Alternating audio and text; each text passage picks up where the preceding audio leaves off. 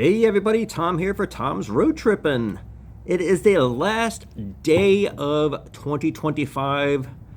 It's the final countdown, as they say. 2026 will be here in a few short hours. I'm hoping everyone has a fantastic new year. I had a very good 2025. I had a few hiccups here and there. Had to make some change of plans. I briefly stepped away due to some conflict that I had, but everything is good now. I am going to go through my year in review for everybody, go over all the different places that I got to visit this year. I had some unprecedented change of plans, like I was saying, and I mixed things up a little bit. Where normally I would have my itinerary listed ahead of time, my second main trip was very, very different, where I didn't do any of that. So I have been trying to have a couple mini road trips mixed in with my two main road trips that I have towards the middle of the year. So springtime is the first time of the year that I have to actually do a mini road trip. This year, I stayed closer to home, meaning I went back to South Florida. Lots of different attractions down there still to see. I haven't done every single thing in the state of Florida, even though it is my home state. I've done almost everything in the state, but there was some newer things. I had some suggestions on places to go check out. So let's go over them. All right, so my first stop on my first mini road trip of 2025 was in Punta Gorda, and I visited a place called Iguana Land. Now, this is a cool place. I love all different snakes and lizards, different reptiles. Iguana Land is home to over 250 different types of reptiles. They have a lot of turtles. All the different habitats are spread around their entire property. Some of them are in, look like little smaller cages, which I'm not a big fan of, but it was nicely set up. It looks like they are working on renovating some areas, like some of their bigger turtles were kind of unavailable. When I was there, they were still working on getting all the animals fed. They were short-staffed that day, so the feeding schedule was pushed back, thus resulting in me not being able to see several of the different species of turtles. But there's a lot there to see. If you're in the area, I do recommend going if you are a fan of snakes and lizards. Like I said, they have a lot of the lizard type animals, lots of different pathways, multitude of other different types of animals besides the lizards. There's a lot of snakes. We have quite a few very large lizards, black iguanas, green iguanas, of course, which are unfortunately a very invasive species in the southern portion of our state, of Florida. They are a real problem with competing for food resources with local native animals. So while I do love lizards, you go down South Florida, if you're ever here or you're even from there, you will see green iguanas like literally everywhere. They are a real problem, but they are working on taking care of that, similar to the Burmese pythons being a very, very dangerous invasive species in the Everglades area. It's unfortunate for our state. But anyway, Iguana Land was a fun experience. That was my first stop on my first mini road trip. All right, so I continued heading to South Florida. I was heading to Miami. So my next day, I visited another fantastic place called Jungle Island. Now, this place is beautiful. If you are familiar with my channel, you know that I love gardens and of course animals. This place is spectacular. They have multitudes of different types of plant life, trees, all sorts of fantastic stuff, different pathways to walk around. They have some animal species there. They got koi fish, mostly birds they have here. There are a couple little snakes that they have up in the front by the gift shop. Luminosa, a World of Enchantment, is their lantern festival. Now, when I say lanterns, you may have seen on my channel Chinese lantern festivals on different occasions on my travels around the country. This is similar to that, where it is not it's not Chinese themed, it is nature themed. It has the same bright, flashy, silk, handmade lanterns that are all throughout the park. The only downside that I saw to this is it wasn't very separated properly.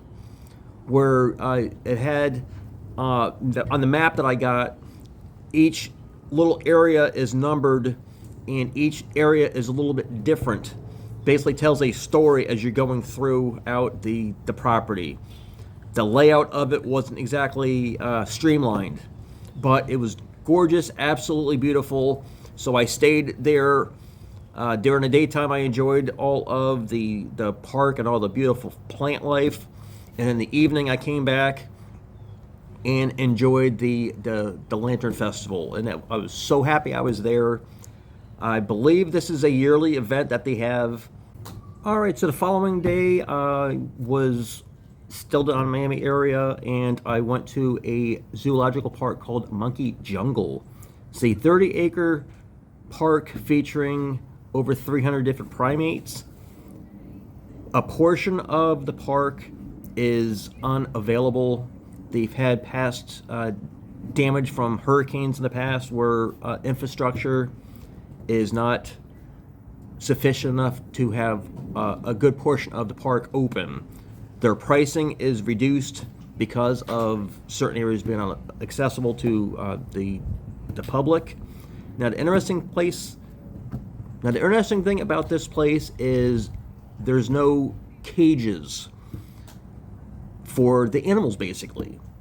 When you go outside of the gift shop, there are barriers where the primates are out in the wild. So the way it looks like you are in a cage, being the humans, the pathways are fenced in with basically like chicken wire, sort of.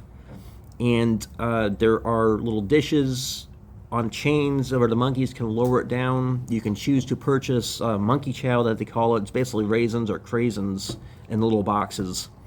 And you can feed the animals.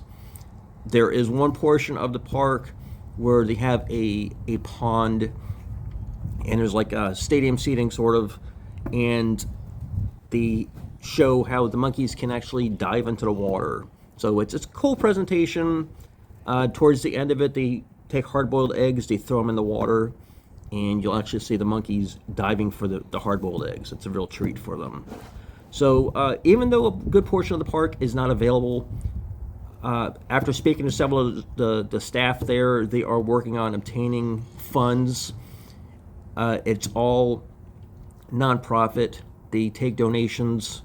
So hopefully, provided there's no major hurricanes in the future, next year or so, they should be able to get the rest of that park opened up, and you'll be able to see more. It's still a fun place. It's not something you would spend all day on. I was there for a couple hours. It was still a fun experience. So later on that day, after Monkey Jungle, I went and did my main attraction, the whole reason why I went to South Florida on this particular road trip. I went there for the Jungle Boat River Cruise in Fort Lauderdale, and it was spectacular. You go down on a real riverboat on basically the Venice of Florida, down this river, and there's mega mansions on both sides of the river. A lot of famous people live and have lived on the area. As you're going, it's about a 90-minute cruise, down the river. You pass under several bridges. It's narrated. They give you a lot of points of interest, little tidbits of information about any particular house of that might be more interesting. Like Al Capone had a home down there at one point. A lot of other famous people that currently have homes or have had homes in the past. So that's really, really interesting. Now, the highlight of that evening was the actual the dinner show. They have different cruise packages that you could take. My package include the riverboat and an all-you-can-eat barbecue buffet, and that was fantastic. The food was absolutely delicious. The little mini island that you're on is very, very tropical. They have several different animals, waterfalls, beautiful plants. The entertainment for that evening was a basically like you would see at a luau, where you have fire eaters and the hula dancers, things like that. So that was very, very fun. They had some audience participation, which was hilarious. That was really, really fun. Riding back after we were on the island about hour 45 minutes before returning to the boat and going back upriver to where we started. So the whole evening was fantastic. They have a full liquor bar on the boat if that's something that you indulge in. I myself don't personally drink, but it was very, very nice, relaxing. All right, so the next day was my last day in South Florida. I was in Deerfield Beach, and I went to the Renaissance Festival down there. Now, you may have seen the Renaissance Festival videos that I've done in the Tampa Bay area. This one down South Florida is so much larger. Now, I had a little issue when I got there. My main camera decided to crap out on me. I waited for the opening ceremony to start, and my camera essentially stopped working. So because my good camera didn't work, I had to resort to filming the festivities on my cell phone. The problem was, as my cell phone wasn't fully charged yet. I hadn't had a chance to get it charged up fully because I wasn't expecting to have to use my cell phone. So I sat in my car for almost an hour charging up my phone the best I could. The festivities were really, really fun. I do like the Renaissance festivals, learning about the different cultures. It is basically like you are in the Middle Ages or old England, and it was really nice. They had a lot of interesting shows, a lot of craft foods. Of course, people selling things. A lot of people go to these year after year, and they have a full garb basically of what they're going to wear. A lot of people dressed as knights, couple as jesters, and of course people dressed as royalty. The shows, like I said, were really, really entertaining. A lot of talented people go to these. They travel around the country, as there are different Renaissance festivals throughout the year. So it was a fantastic ending, despite my problem with my camera. It was a fun experience, and I had to be back to work the following day. So I didn't get home basically until I think 2 a.m. after driving all night, and I had to purchase a brand new camera, which cost about $2,800 altogether, and that's my primary camera that I use 99% of the time on my road trips. So it's something that it was required. I can film on my phone, but it's not the best thing to use for close-up shots. Going to zoos, I want something that's going to be able to zoom in or have really good lighting in low light situations. All right, so fair time is the first quarter of the year in Florida, at least where I'm from. We have the Florida State Fair every year, ending of February, and like a week or two right after that, we have the Florida Strawberry Festival. Now, you may think of Florida as being all citrus. That is not the case. We have a large production of strawberries for the basically the winter season is Florida strawberry season. So Florida Strawberry Festival is another large event where, of course, strawberries are the main attraction. If you ever had strawberry shortcake, there's many different booths there selling strawberry shortcake. They have rides, games, food, lots and lots of different booths selling crafts. Like the state fair, agriculture is a large part of the Strawberry Festival. They have animal exhibits. Kids and teens participate in judging of the animals that they've raised, like 4-H and other organizations such as that. People that live on farms, their children routinely participate in activities like that, and their animals are judged. They win ribbons, a lot of crafts. So it's a very fun event. The interesting with this is they have a very large amphitheater style seating, and they have a lot of very famous people come each year and put on shows, like Reba McEntire, a lot of country music stars. There's been some other type of acts there throughout the years. Seating in the amphitheater is free, or basically the price of admission. They have more premium seating that people buy up depending on who is performing that night. So that's always a nice ending of the day at the Strawberry Festival. Now, right after that, about a month later, Central Florida had put on their fair. Now, like the Strawberry Festival and the Florida State Fair, which are regional, they have county fairs. Each of the counties in the state of Florida puts on their own fair. So the Central Florida Fair was fun. Again, they have a lot of rides, food. I typically go to fairs for the food and, of course, the atmosphere. They had animals, also agricultural and different booths showing off the different agricultural portions of the state, farming and how to grow stuff. So that was interesting. Of course, they have a lot of rides.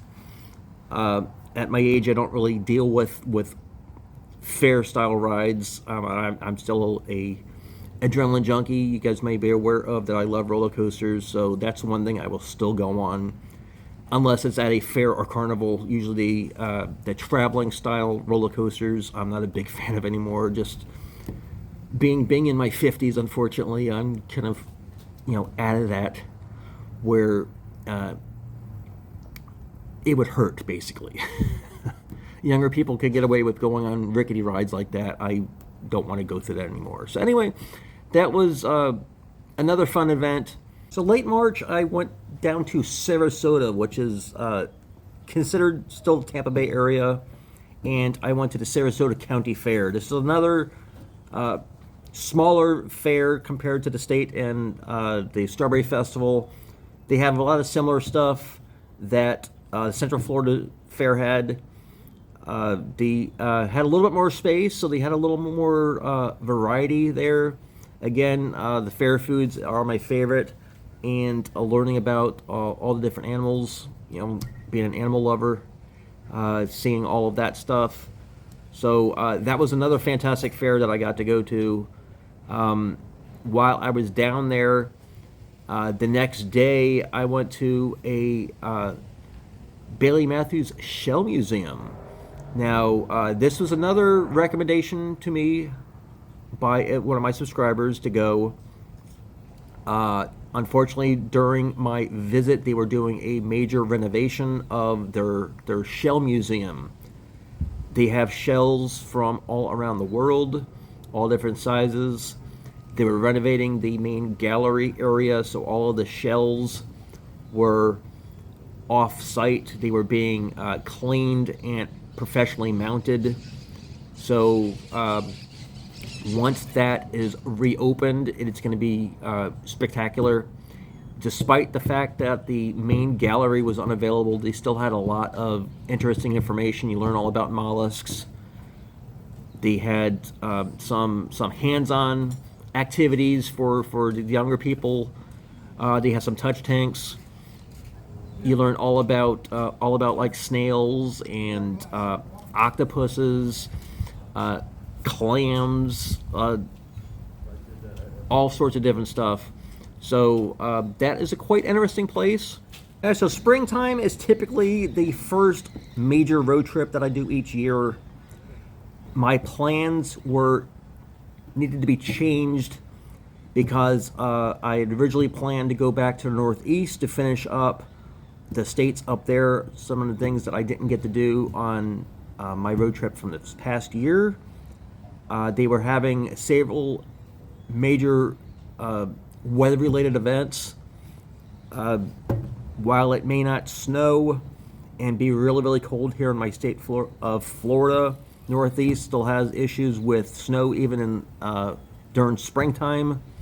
So in order to prevent any future or further delays on my road trip, because it's based on my availability at my job, I have to take time off. I have to put in for time off. I can't just say, okay, I'm going tomorrow. It has to be scheduled ahead of time. So my plans changed, and I decided to go out west towards California. This was another place where I was hoping to go later in the year, but because weather basically forced my hand, I decided to go out west where the weather is going to be more favorable. So had my next major road trip driving I-10, which is the main highway that runs through the northern portion of the state of Florida. Goes all the way from the East Coast, the Atlantic, all the way to the West Coast, the southern portion of the United States, all the way out to California.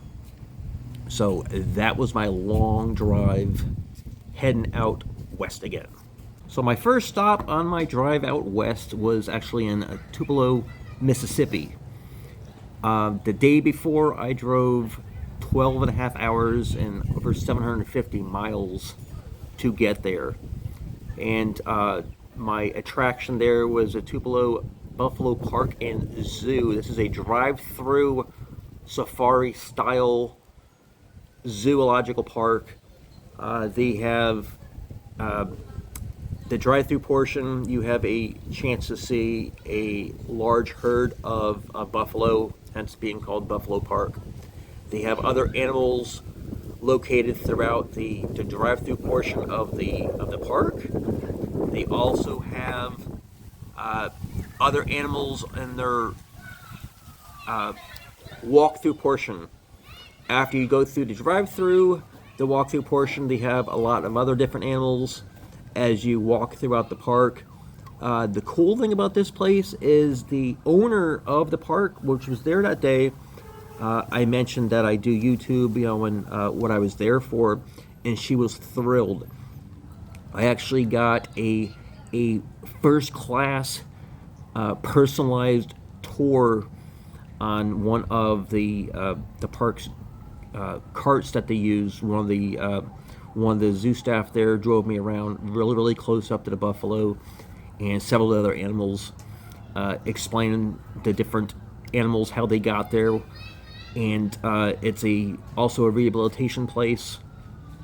Most of the bison or buffalo that live there were born on property. So that was extra special. That was really, really nice of them. I had a fantastic time.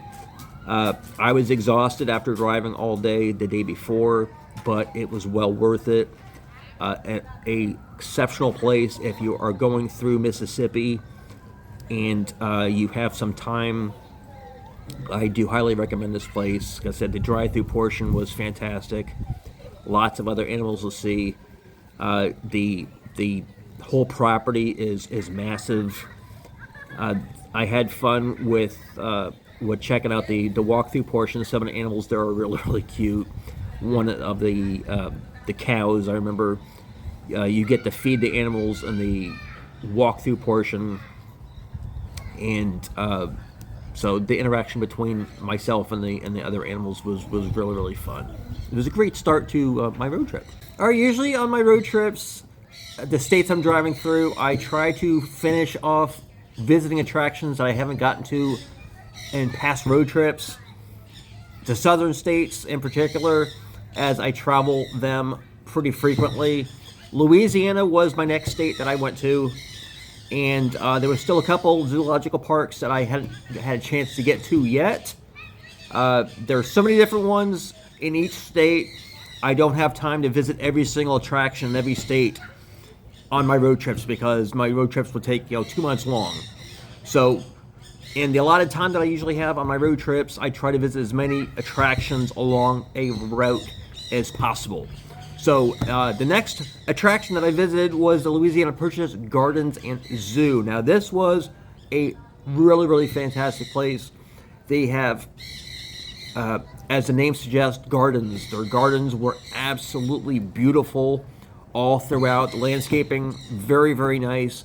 They have a train ride that takes you through a good portion of the zoo. Walking pathways were phenomenal. You walk around a large body of water. There's some animals that you do not get to see from the walking pathways. That is where the train ride comes in. The train takes you to some areas where it's not accessible from the walking paths. Now, another cool feature at the zoo is they have a boat tour.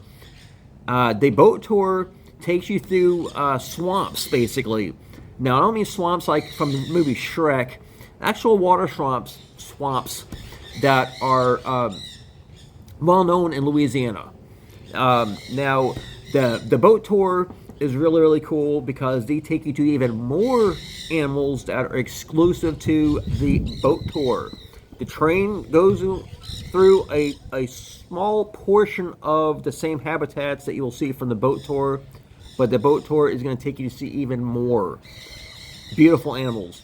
The boat captain was fantastic, very, very informative, tell you all about the different animals that you will see on the boat tour, all about the different habitats, all about the waterways that you're on. So it's a really fun experience. I had a wonderful time. I spent all day there. I actually rode the boat twice. I went back again, and the boat captain was so nice. She told about the other people that are on the boat about, hey, look, it's a big YouTuber. Yeah. So that was really, really nice of her. So if you are going through Louisiana and you love zoos, this is a very, very good zoo. I highly recommend going. If you're going and you are a fan of animals. Like I said, it's a very fun park. Lots to see and do. The train ride, the boat tour, really, really add to it. All right, so the following day, I was still in Louisiana, and I went to another zoo that I've been wanting to go to, the Alexandria Zoological Park. This is another fantastic zoo. It's a 33-acre zoo. They have over 500 different animals from, I think it's 400-something species. It's another AZA accredited zoo. That's another thing that I always look forward to. AZA accredited zoos are Association of Zoos and Aquariums. So AZA zoos are required to uphold certain standards, meaning that habitats have to be really nice sized. There has to be some stuff in there to keep the animals entertained. Basically, it's not just a wire cage with nothing for the animals to do. So anyway, this zoo was also fantastic. They do have a train ride. I remember it was very, very hot there. A lot of their habitats are brand new. I remember the one habitats early on were fantastic. The train ride wasn't running until later in the day. I did get to go on the train ride. I think I was the only passenger on the train at the time of my ride. So the conductor and the engineer were fantastic doing that. They have a fantastic variety of animals there. Like I said, it is another fantastic zoological park in the state of Louisiana, which has quite a few really great zoos and aquariums.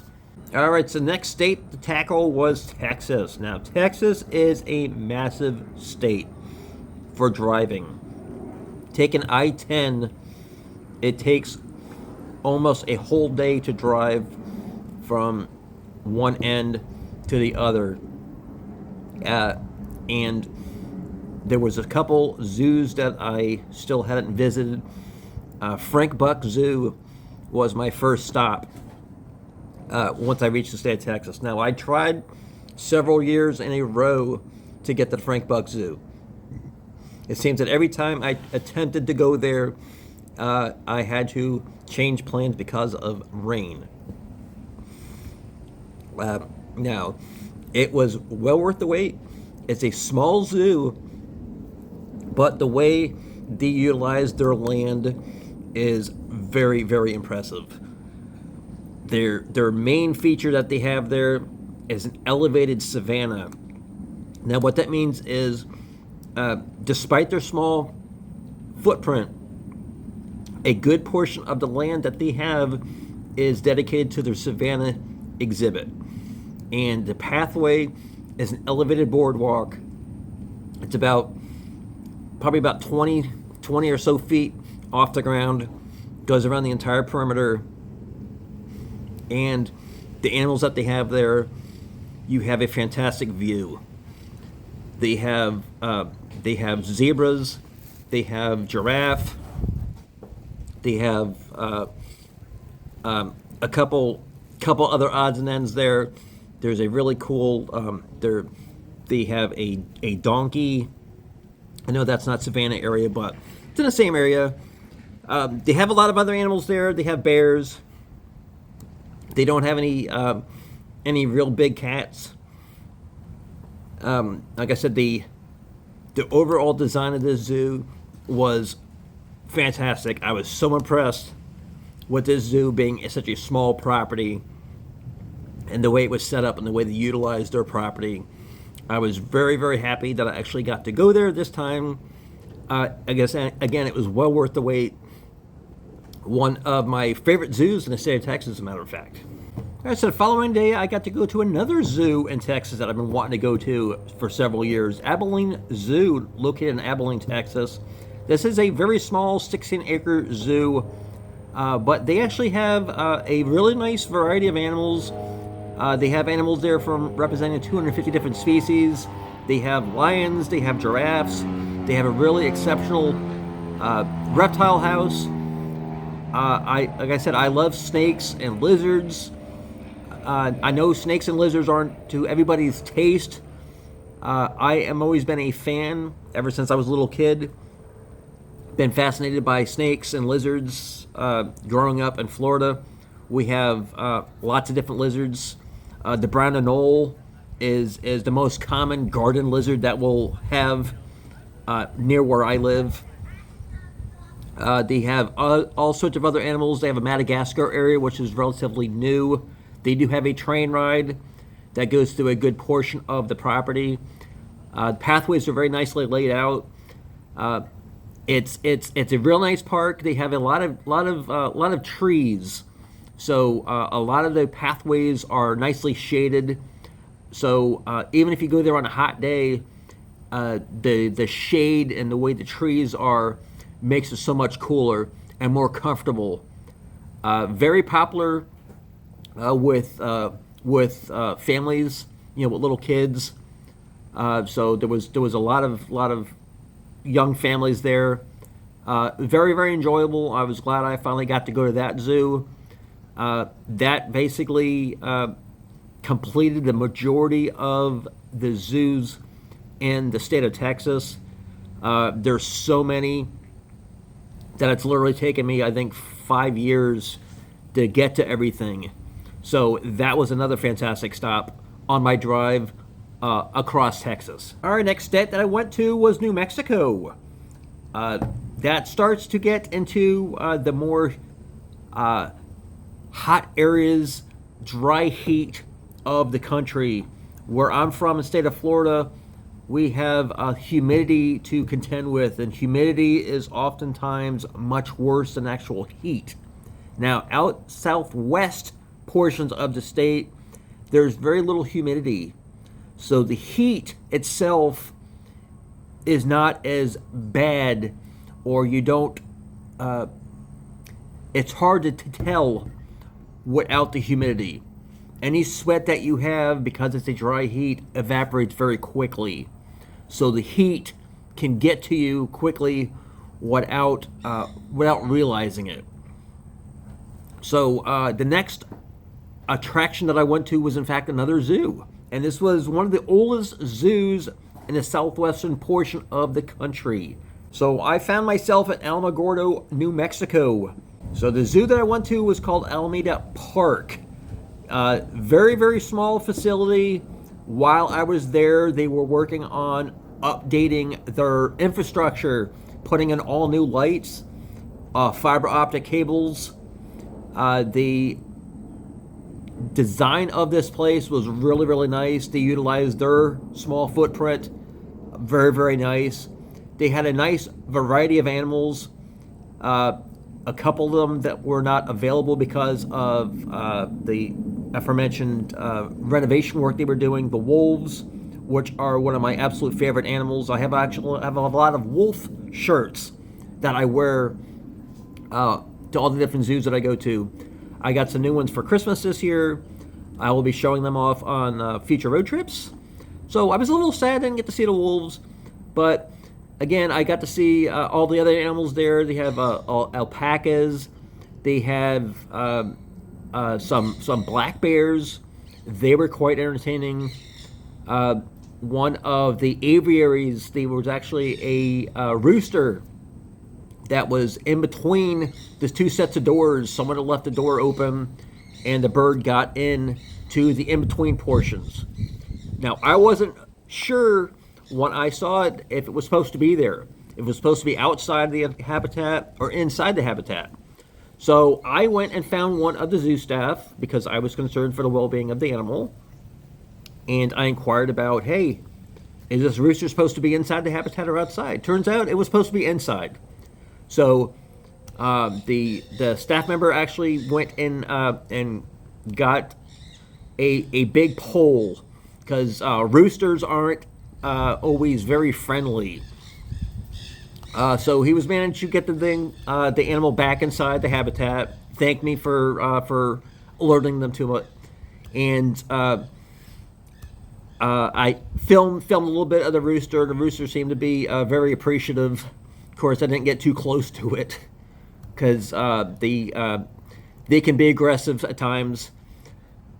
Like I said, besides not getting to see the wolves, which was disappointing, it was fantastic to see this zoo getting all the updates they were getting. They had all new pathways, new concrete, updates to some of their habitats. So they are definitely getting funding, which is always really, really nice to see. Anytime I'm at a zoo, when I see them making big improvements, either infrastructure or building new habitats, new areas, which is always fantastic to see, especially for the people that live in the community. That shows that people donate. They receive funding from private partners, companies, everyone in the community, visitors. just going to a zoo and maybe purchasing a hat or food at the concession stands or just your entry helps fund a zoo. So it's always important, if you have a community zoo, to fund your zoo. If you like animals and you want to have the kids of the future to learn about animals, many animals that are in zoos all around the world are critically endangered. Some of them you can only see in zoos because they're that critically endangered. So that's the main reason of my big focus on my channel is to zoos and aquariums. All right, so after resting a few days on continuing to drive, I made it over near Phoenix, and my next attraction was called Wildlife World Zoo Aquarium and Safari Park. This is a massive property, and it was extremely hot. Again, I mentioned a moment ago about the dry heat. I got cooked there that day. I stupidly forgot to apply sunblock, and when I say cooked, I was red. Thankfully, I was wearing a hat. They have a massive aquarium that's located in multiple different buildings. Each building represents a different area with beautiful aquariums, tanks. It was magnificent. It took me several hours to get through that. Their main walking area, a lot of their animals are exotic species. A lot of big cats. They do have giraffe.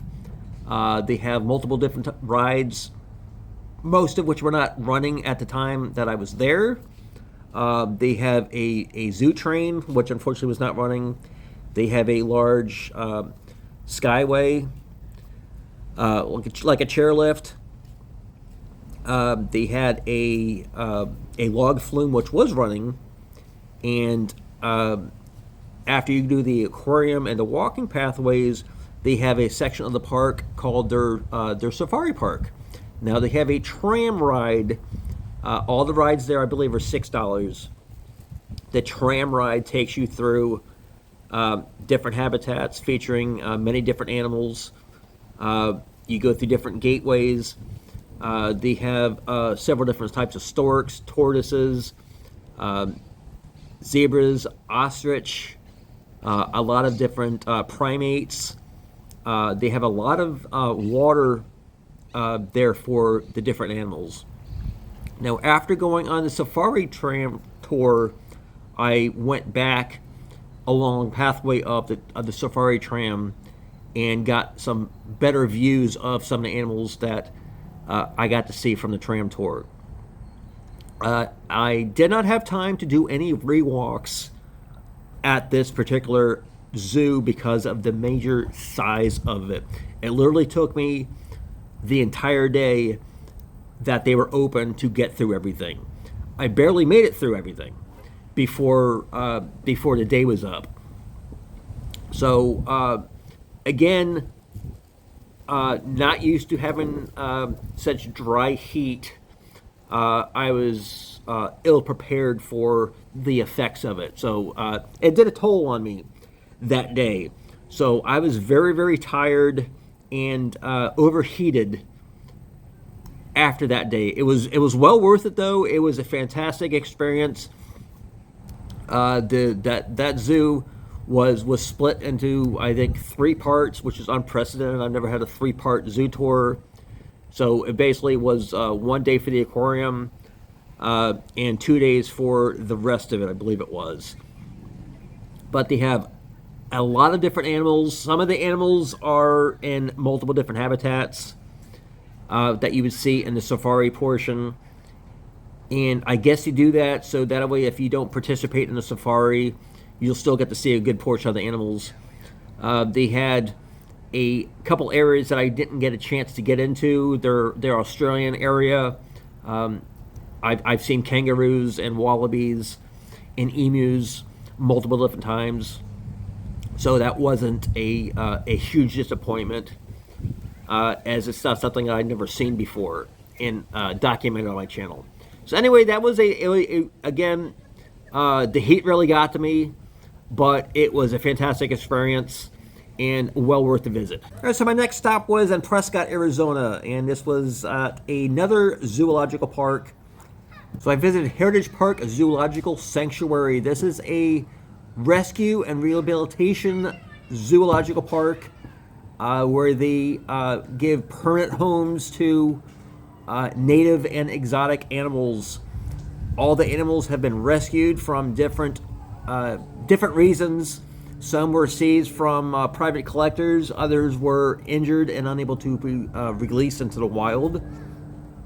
So the main focus of this is education through conservation, where the animals have a permanent safe home. So it was really, really nice. They just had some rain the day before, and it was a little bit muddy, but the pathways are well done. It's not all paved, and big money isn't spent on aesthetics. Basically, it's all about the animals here. So there is a lot of wood, wire fences, things like that. But the animals themselves have good-sized habitats. They have a lot of exotic animals. They have different types of wolves there, which was fantastic. Get alligators. They have wild horses. Quite a collection of animals there. Like I said, all the animals are there for different reasons. All there permanently to give them a safe home. So this was an extra special event for me going to something like this. I absolutely love that animals are given a permanent home where they are safe and people can learn about their animals, and these animals basically become ambassadors to their species. All right, so the next day I actually made it back to California, taking I-10. I was in the Palm Desert area of California, and I visited yet another zoological park, the Living Desert Zoo and Gardens. This is another very, very large zoological park. The Living Desert is the main focus. This is a very, very dry desert climate, and this place was phenomenal. It was very, very hot again. I tried to stay hydrated. I bought a refillable drink bottle. The focus of this place is showing you the different desert regions around the country, and each area is slightly different. Different plant life, different animals that live in different regions. They have a fantastic variety of animals. Not all of it's all desert. It wasn't all dry. There were some areas where it was very lush, tropically looking. They had some areas that were like oases that you would see in a desert, meaning a body of water, trees, and that was really, really neat. They have a splash pad area that's by their brand new eatery. They had mountain goats. There was some additional walking trails that were still technically on property, but it was more hiking away from the main walking pathways. Now the main pathways are paved. There are some side pathways that you could take to see some animals. Jaguar was one. We were up a dirt pathway going to the oasis that I mentioned. Also off a dirt pathway. They have a conservation carousel. They have an educational building. So this place was fantastic. Unbeknownst to me, because of the 2 days before being out in the heat and overheating, I started getting ill as I was here. I was overheating again. As I mentioned, any sweat that you sweat in dry, humidless climates, you're going to overheat. And overheat I did. It was to the point where I was getting physically sick. I tried drinking some water. I couldn't keep that down. So I made my decision at that point to cut my vacation short. It wasn't something that I made lightly. My health was more important at that point, and I knew I still had to drive all the way back home. So after leaving the Living Desert Zoo and Gardens, I decided to go to a hotel and try and rest. I needed a cold shower really, really bad, desperately, because, like I said, I was overheating. I actually went to the emergency room that night just because I was very concerned, because I still wasn't feeling well. After a cold shower, trying to cool off in air conditioning, and so I was giving a lot of tests. They checked my blood work, urine. So I got fluids, and that made me feel better. I spent another couple days in a hotel in the same spot. I think I was just inside Arizona from the Living Desert Zoo where I was. And after that, I made the drive home. It took me a good 2 weeks after being home to get back to fully where I wasn't feeling weak. So that was definitely a learning experience for me, something that I will better monitor on subsequent road trips that I do. Do not take heat lightly, especially if you're from a different climate, different area. I know that some people that from up north that are dealing with cold more so are underprepared when they come to the state of Florida, where humidity is a big portion of the year, a reality for all of us that live here. Almost all of us here have air conditioning. It could be so humid where it could be 80 degrees, and humidity is up close to 100%. Just going out to check the mail, you come back sweating. So it's a reverse to the dry heat, which overwhelmed me, that I was unprepared for, that I underestimated. And I think it was because I visited so many places prior to that were very hot. And being at the large zoo 2 days before that is what made my body say, hey, something's wrong. So I felt really bad about ending my road trip early, because I had plans to visit so many other attractions there on that road trip. Now, in between my road trips, I work a full-time job. So I had a few months in between road trips. During that time, I had some issues come up where I had issues going on in my personal life, and a lot of drama going on with some people on YouTube that made me not want to be around it for a while. So I actually stepped away for a period of time. At the time when I mentioned it, I wasn't sure when I was going to come back. And I needed to basically de-stress. I stopped watching YouTube. I didn't update. I didn't comment. I didn't answer comments. So I had a large backlog of comments. Everybody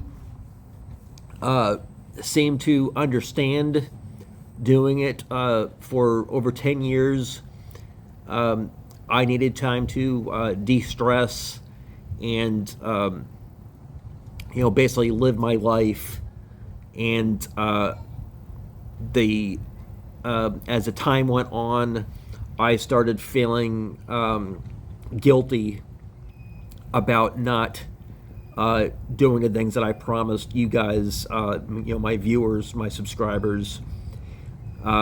So I had planned again to do the northeastern portion of the country again, but I decided to, since I had to cut my previous road trip short due to the illness, I wanted to go back to California and finish what I had started. So I had started this other road trip without notifying anybody.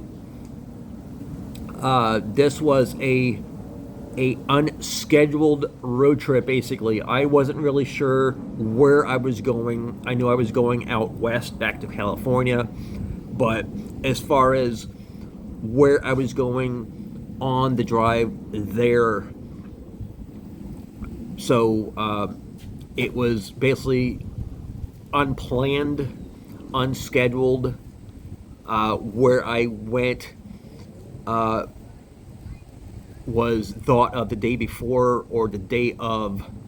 So if you are familiar with my channel, you know zoos and aquariums are my main focus, but I love amusement parks. And I've been to hundreds of different parks around the country, large and small. Some of the smaller amusement parks are a lot of fun for me. A lot of the older parks that I've been to have all the vintage rides, things like that is really cool. Brings back a lot of memories from my childhood. My first stop was Hot Springs, Arkansas.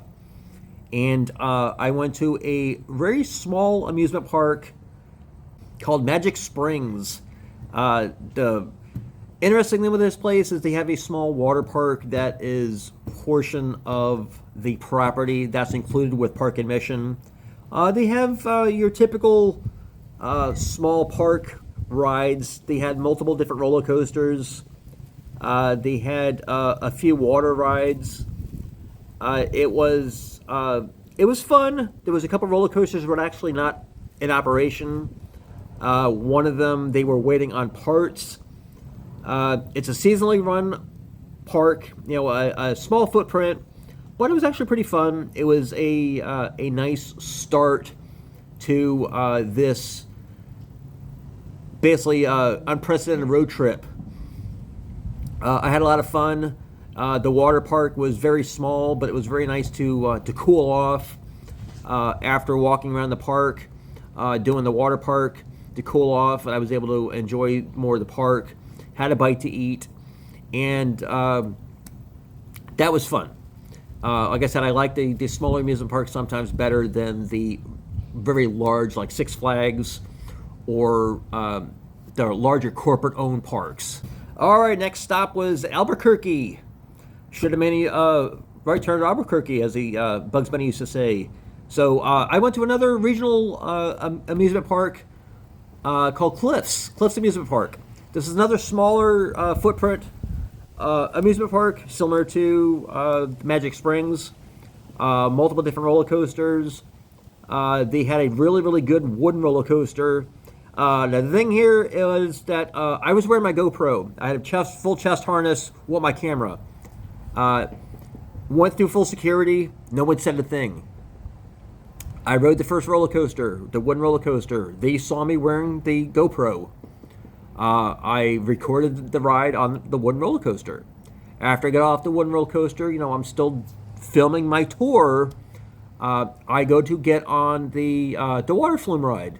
And I was told, hey, you're not allowed to film here, right? And I said, I'm not. I said, nobody said anything. I said, I went through security, nobody said a thing. So I was shocked, like I said, because I don't want to do something that's going to get me ejected from the park. So they let me ride the water flume, but with the express instructions not to have the GoPro running. So as soon as I got off the water flume, I went out to my car, I got a hand stamp on the way out, put my GoPro in the car because I didn't even want it on me. So going back through the exit, you know, because once you have a hand stamp, you don't have to wait in line.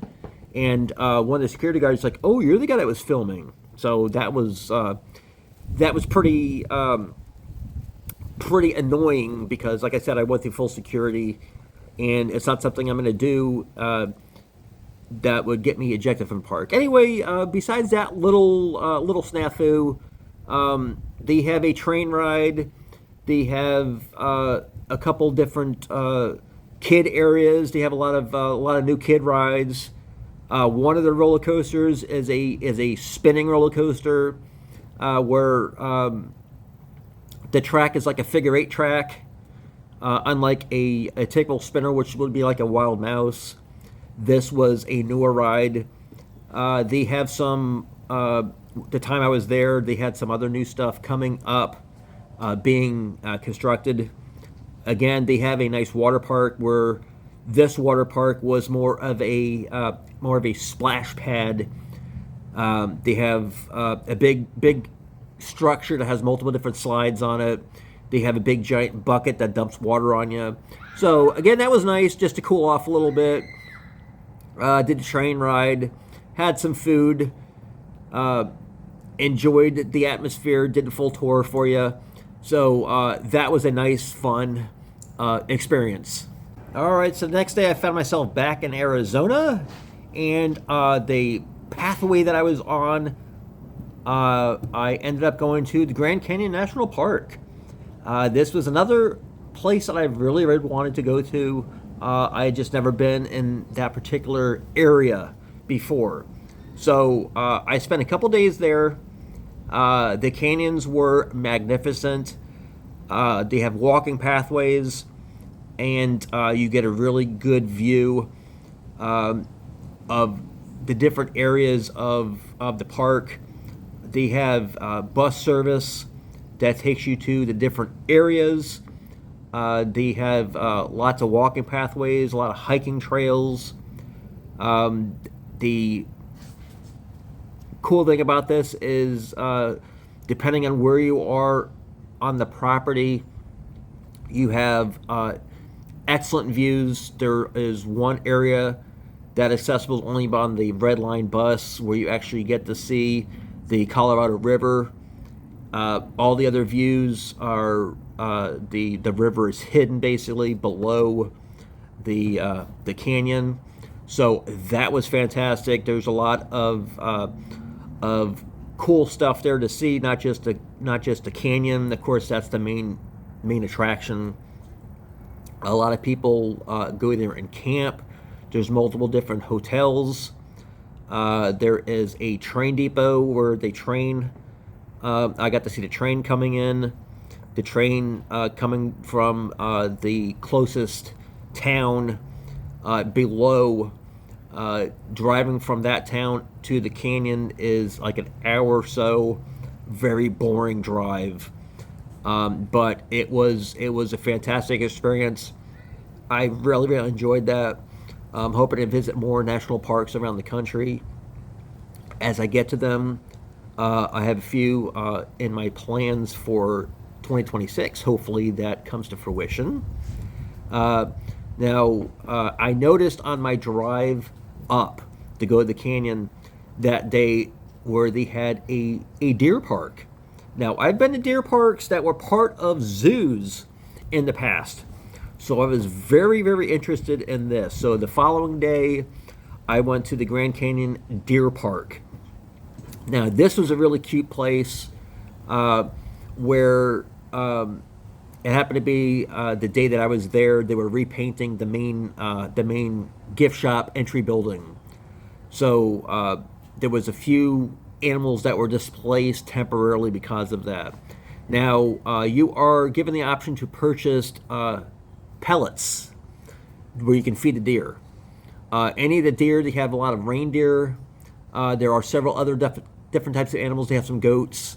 But the main focus is the deer. There's sika deer. There's a couple other species of deer. And the thing is, when you first go there, I was there right at opening. As soon as you go in the gate with the food and deer see you have food, they mob you. They were acting like they hadn't eaten in years. So the first initial cup of feed that I had lasted maybe 2 minutes. I had like 20 or 30 deer all around me. And if you don't give them attention or give them food, they will start nibbling on you. And I don't mean biting you. They will they'll chew on your clothing. So if you go to a place like this, definitely don't wear your Sunday best. Don't wear new clothing. I had deer spittle all over my white shirt that I happened to be wearing. Luckily, it cleaned out. They were biting my shoelaces, untying my shoes. So after my initial cup, and as soon as you run out of food, they start leaving you. Like, okay, you're not important to me anymore. So I found that kind of funny. So I went back to the main gift shop, and I got a very large container of deer food because I wanted to film it some more. I actually stood on top of a bench, got me a little bit higher up vantage point, and instead of trying to feed the deer one at a time, because if you hold the food out to them, they'll actually nibble it right out of your hand, and they don't use their teeth. It's like a nibbling interesting sensation, and sometimes they'll lick you. So that was quite interesting. Again, that food didn't last very long, and once the food's gone, the deer don't mob you, and so I was able to get a nice tour of the place. They had some buffalo. They had a camel. They have multiple different types of not multiple different types. They have multiple reindeer, actual reindeer, like from Santa Claus, and they have a couple other different types of deer. And one of the things I found really funny is they had a zebra donkey hybrid there, and just like the zebras, they just decided to moon me. I cannot get away from zebra butts for some reason, and I kind of joke that they do it on purpose. It is what it is. It's not something that I plan. I don't deliberately try and do it. It just seems to happen to me every time I go to a zoo and there's a zebra or a or zebra donkey hybrid. So this was a fun experience. It was a nice, mostly stress-free day. Like I said, if you go there and you go there first thing in the morning, don't be surprised if you're mobbed by a pack of deer. So any other subsequent guests that arrived after my initial interacting with them, same thing happened to them. The deer just gravitate toward them to get food, and so it was a fun experience. So continuing driving after I left there, I noticed that they have an alpine mountain coaster. So I stopped and I rode the alpine coaster, and that was a lot of fun. I filmed on ride footage, and so that's available on my channel if you would like to see that. So that was a fun experience. I had fun with that. I had to actually do it twice because my GoPro wasn't fully charged. After my problems at Cliffs, I neglected to continue charging up my batteries. So the initial battery in there was starting to drain, so I was trying to use a portable charger with it, where the actual battery compartment wasn't fully closed. And my first time riding the mountain coaster, the battery popped out. So after my first initial ride on the mountain coaster, I actually went to the cafe, had something to eat, and charged up properly. So the following ride, and you do have to pay twice, I was able to get good footage. So that was a nice ending to the day in the area of the Grand Canyon. All right, so the following day, I actually made it back to California. I had planned to visit Legoland, California again. My road trip there in 2024, I went to Legoland, California for the first time, and I filmed a tour. And during that tour, for some reason unknown, I still don't understand what happened, the footage that I filmed for the fourth quarter, basically, of the park, the footage was gone. Don't know what happened to it. I used the same camera to film Legoland, California that I did the Sea Life Aquarium that was right next door, and all the footage of my Sea Life Aquarium was there. So I had given everybody an option. I put on a post a survey. Do you want me to wait until I go back and film the missing portions and release the tour? Or do you want to release the tour as is with a quarter of the park missing? Everybody agreed to have me release the zoo. Everybody agreed to have me release a Legoland California tour as is with the missing portion there, not there basically, and with the understanding that I would go back to Legoland California and film the missing portion. So I got to do that. That was my first thing I did as it's down there, San Diego.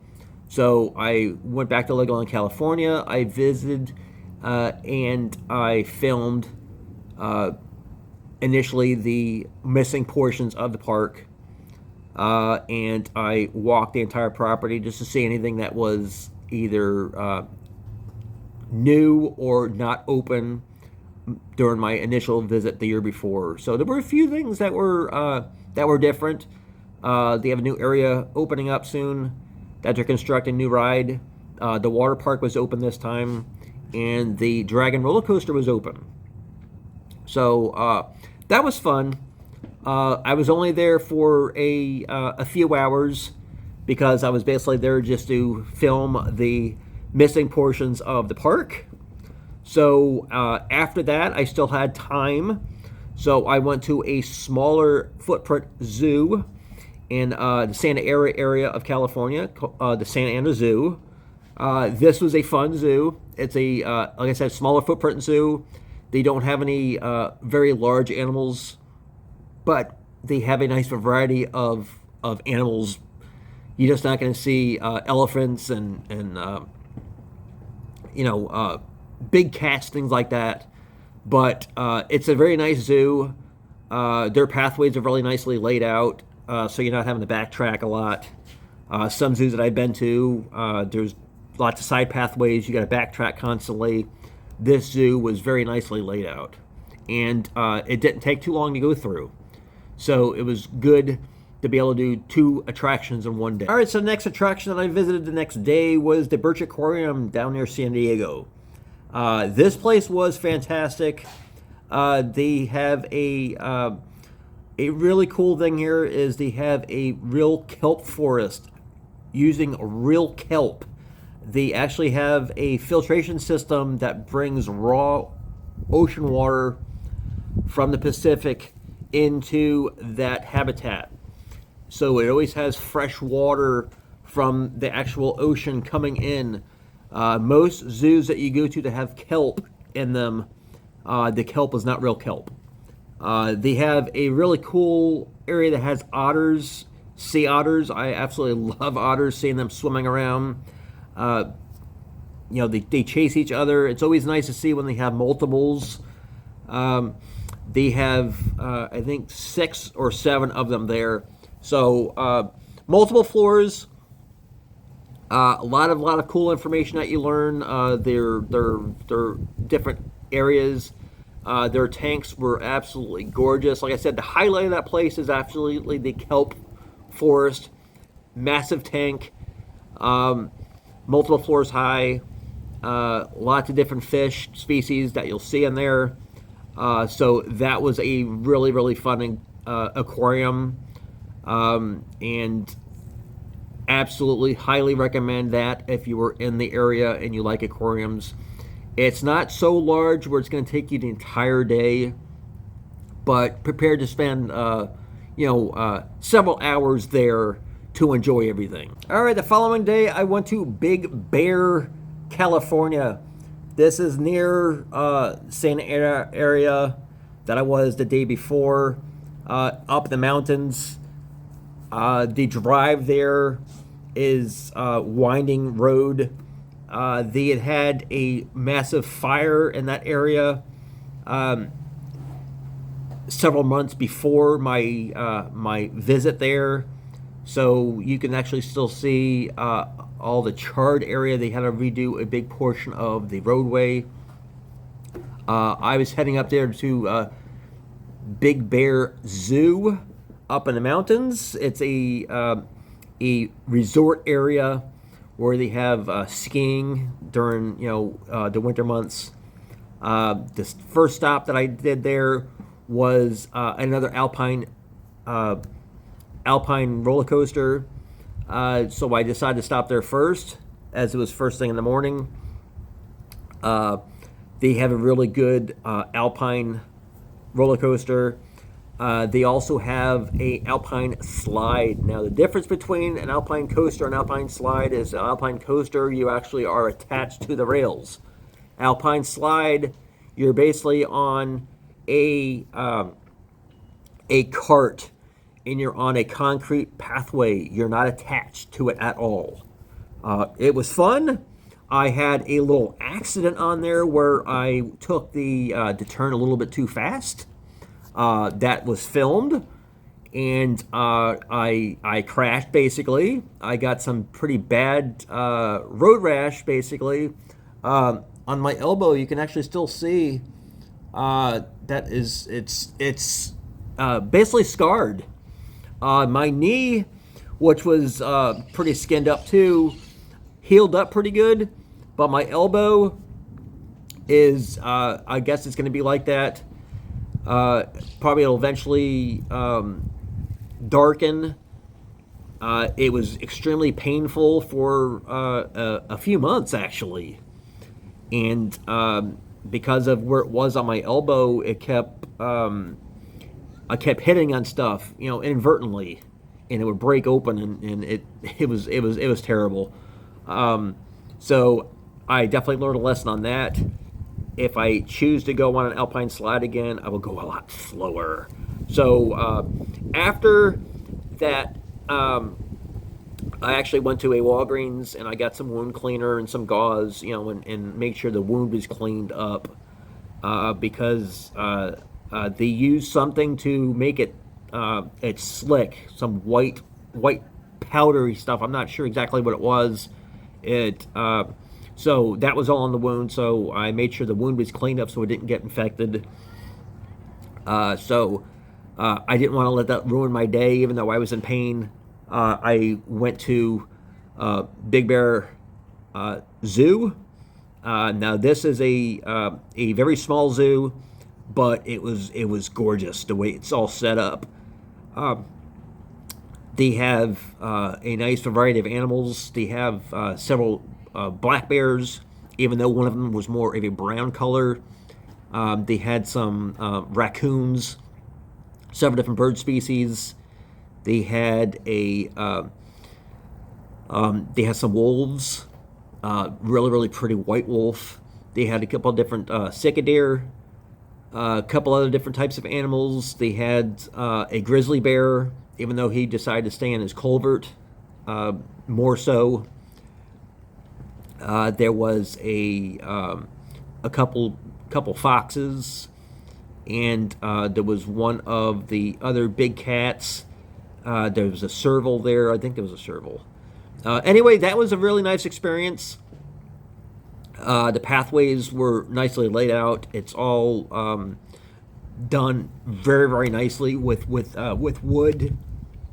All right, so the next day I was in Orange County, which is near Los Angeles, and I went to a very small 8-acre zoo called the Orange County Zoo. I was so impressed with this place. Very small property. They had a very new, fantastic habitat area for a couple of their big cats. It's multiple sided. They have a big overhead pathway for the big cats to go in between the different habitats. So this new habitat has mountain lion and black jaguar. So this whole area was fantastic. Besides that, they have a lot of other different animals. They have coyotes. They have bobcats. A couple other different smaller animals. They have some primates. They have a black bear. They don't have any big, large animals, you know, like hippopotamus or giraffe, things like that. But they have a really, really nice variety of animals. Like I said, I was so impressed with the newer area. The rest of the zoo is really nicely laid out. They have a children's zoo area, lots of different goats. Well, you can pet the goats. They have some guinea pigs. They have some sheep. So it's a cute zoo. Like I said, so impressed with that. And the thing is, it's only I think it was $2 to get inside the zoo. Even though there's the park, it's a huge park that the zoo's located in, costs $5 to get in. So basically $7 for this zoo. Really, really nice. Outside of the zoo, they have their main eatery. They have tandem bikes you can rent. There's other activities there. There's regular bicycle rentals. They have horseback riding. There's lots of sports fields there. So all sorts of different stuff there. So I was incredibly impressed, like I said, for the smaller footprint property, and the fact they only charged $2 to get in. So being it was a smaller property, I still had time. So I was able to fit in a bonus attraction for that day. I went to the Aquarium of the Pacific. This was another fantastic aquarium. The way it's set up, beautiful tropical tanks, several different large tanks where they have some sharks. They had a octopus. I love all the different tropical fish. All the different aquariums that I've been to around the country, each one slightly different. I routinely see the same type of aquatic life. You're going to see a lot of fish species that are well known to the kids, meaning seeing the Finding Nemo, Finding Dory movies. So anytime I see a clownfish or a pellet fish, they're going to call it a Dory or Nemo, which I always think is cute. All right, next day I moved over to Fresno, California, and I visited the Fresno Chaffee Zoo. This is another ASIA accredited facility, and it definitely shows. Really good size. I think it's 39 acres. They have several different areas spread around, featuring animals from different continents. They have a whole sea lion and otter area, Sea Lion Cove. Their Africa section is fantastic. They have cheetahs. They have elephants, giraffe, zebra. Rhinoceros, I think they were for white rhinoceros. A couple other, springbok, things like that you would see in African, areas of different zoos. The Kingdom of Asia section was magnificent. The design of that area was fantastic. They have lions. The one area had some bears, and they had little otters in there with the bear. That was fantastic. They had some garrels, which are basically alligators that look like their snouts were squished, and some big turtles. The walking area, they have other big cats. This place was amazing. I had a lot of fun there. Very, very large. They had pink flamingos. They have an Australian area. They have a children's farm area that has a petting zoo with goats. And it was a really nicely laid out. I had a lot of fun there. If you're into California and you are into zoos, 100% recommend the Fresno Chaffee Zoo. It's one of the better zoos in the state that I had a great time. All right, so I had planned to go the following day to Disneyland, and because it was I think it was early September when I was there. I had planned to go to a Halloween event called Oogie Boogie Bash. It was actually at Disney's California Adventure, which is right adjacent to Disneyland Park. But I screwed up. I was thinking my pass was for the day that I went there. Unfortunately, it was for the day before. So I had attempted to get refunded, but the ticket was unrefundable, non-transferable, so I was SOL basically. My first opportunity to do a Halloween event in California, gone. So I didn't let that ruin my time.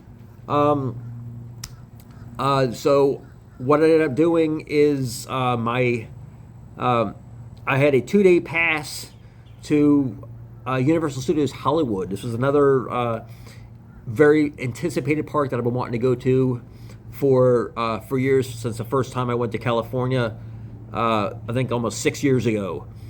And I had a BOGO ticket. You buy one, you get another day free. So I ended up going to Universal Studios Hollywood. It was still early enough in the day where it wasn't going to take too much out of my experience, since I had a 2-day ticket. So what I basically did is I focused more on the upper portion of the park, and I was going to do the lower portion and the tram tour on the second day. So I wasn't anticipating to be able to film on any of the rides, and I was actually surprised when I was told I was able to film on several of them. I wasn't able to film on I wasn't able to film on Despicable Me, Minion Mayhem, just because of the type of ride it is.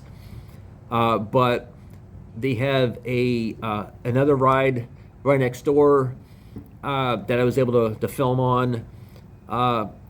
This following day, I got to film on the Jurassic Park water flume ride. I got to show you the whole park. The tram tour was phenomenal. It takes you through a lot of the film sets that they've used in iconic movies like the Back to the Future franchise. That whole area was there. Unlike the park, Universal Studios here in the state of Florida, that is not really used as a movie studio anymore, even though some things are still filmed there, not like it is in California, where it is a full-fledged working production studio, in addition to the amusement park. So Universal Studios Hollywood, the 2 days wrapped up this road trip. I had a fantastic time in California. There are still things in California that I have not gotten a chance to see. There's the whole San Francisco, Oakland area. There are multiple zoos. There's an aquarium there. There's several different amusement parks that I really want to see, one of which is closing over the next few years. I think it's called California's Wonderland. It's down south of Oakland, and there's another Six Flags park there that I want to go to. So perhaps 2026, I'll be able to get back there. There's still the other 4 states in the continental United States that I have not got a chance to see yet. I am definitely planning on going back to the Northeast United States.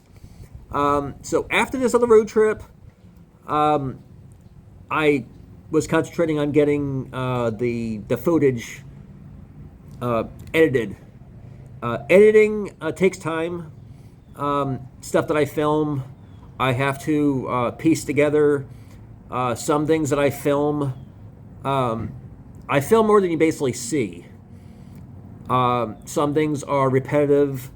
Some things are out of order. So editing down each piece can take several days. You know, because like I said, I still work a full-time job, and I still have other things I have to do from day to day. You know, with the house, taking care of the animals. So that was my primary focus on getting that stuff done. Unfortunately, I did not have time this year, like I did the year before, to do any Halloween travel.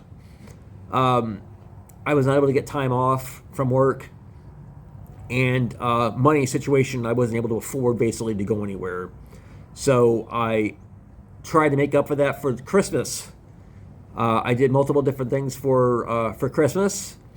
Actually went back down to Miami with the anticipation of doing a couple of the Christmas parks. So Ripley's, believe it or not, Christmas park was brand new this year. So that was the first thing I did, going there. It was fun, but the place was dead. It was sad basically to see. It has a potential. If you're familiar with my Ripley's Auditorium or Ripley's, believe it or not, museums that I've been through around the country, they had some oddities there in Christmas garb, basically. Entry fee gets you access to all the rides. Only thing you have to pay extra for is any food or souvenirs. The food there was really, really good. They had a lot of rides. They had a little snafu with electrical issues on a quarter of the park multiple times while I was there. So if they continue it each year, I'm sure it's going to get more well known and won't be quite as sad as it was. So while I was down in South Florida, I got to go to another place that I was suggested by one of my subscribers in Jupiter, Florida, called the Bush Wildlife Sanctuary. As the name suggests, it is a rehabilitation zoo. They bring in injured animals, they rehabilitate them, and if they can, they release them into the wild. Some animals are not able to be returned to the wild, so again, they become ambassador species. They have various different types of animals. They have bears. They have a couple big cats. They have some alligators. Basically, it's a really nice facility where the focus is on rehabilitation and education. People can actually bring in injured animals. They have a whole area, a whole other building that people that come across injured animals can bring, and they will be rehabilitated. Now, I don't mean cats and dogs. Cats and dogs completely different. And this is wild animals. If you see an animal get hit by a car, for an example, they will take care of animals like that. So it was a really nice experience. It's really nice laid out. They have a lot of different birds. The pathway that goes around was really nice. They have information about the different animals. The workers there were fantastic, answered questions. So that was a really, really nice experience. I had a great time. So that night, I actually went to the second, more established Christmas-themed event, similar to Ripley's Christmas in the Park. So that night I went to Christmas Wonderland and Tropical Park. This is also in Miami. This is a much more established Christmas event. This was fantastic. They have multiple different zones as you first enter, with all the different lights representing different areas. There's a candy area, Candy Land. I don't mean like the game, but it's really nice to lay that out. And of course, in the evening, it looks so much nicer. The cool thing with this place, what I didn't know ahead of time, was from opening till 7 p.m. is their sensory awareness time, meaning all of the rides and other things that normally have bright flashing lights, none of those lights are turned on until 7 p.m. That gives anybody with sensory issues, people with maybe epilepsy that can have issues with strobing lights, or people, children with autism, for example, that have sensory issues with bright lights, loud noises. None of that stuff is turned on until after 7 p.m. Just like the Ripley's Christmas Park, entry fee gets you access to all of the rides. Only thing that you have to pay for is the food, which was absolutely delicious, and any games of chance and souvenirs. This place was packed from the get-go. So seeing the difference between a brand new event and a well-established event that's been there for several years, it's like night and day, literally. I am unsure why Ripley's decided to choose Miami, of all places in the state, to put a competing Christmas themed park. I think it would work out better if they moved to another locale. But anyway, that wrapped up all of my road trips, from the mini road trips to the much larger road trips. I got to experience a lot this year, a lot of different places that I got to go to. Unfortunately, I didn't get to go to any of the newer states that I had originally planned on. 2026, I am hoping to make it over to those other states in the Northwest. I'm hoping to make it back to the Northeast. And who knows where else I might end up. I hope 2026 is a very good year for everybody. Everybody has lost somebody. I had to put one of my beloved cats, Sage, the brother of my other cat Joey, to sleep several months ago as he got sick. That was very tough. One of my favorite YouTubers, the one that got me interested in traveling, Adam the Woo, passed away just about a week ago. That was devastating news to hear. I got to meet him multiple times. Very, very good person. He will be missed.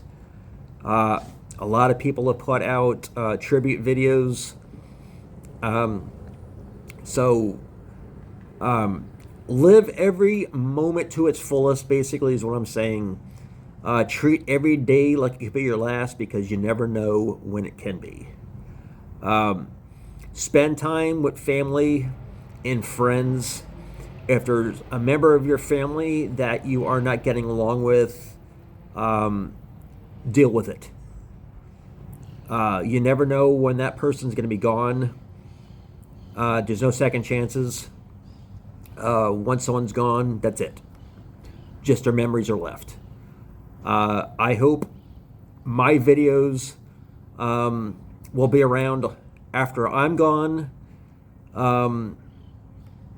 I do this so you guys know what to expect from different places that I visit. I hear from people all the time that my tour has helped them immensely. Planning. There are people that are not able to travel, and my videos are their way of seeing places that they unfortunately will never get to go to. I'm very blessed and able to do this. I am having the best years of my life are doing this. I hope to continue doing this for years to come. Thank you, everybody, for following me along on this year. And hopefully 2026 is going to be even better. Thank you guys for watching. I'll see you next time. Bye.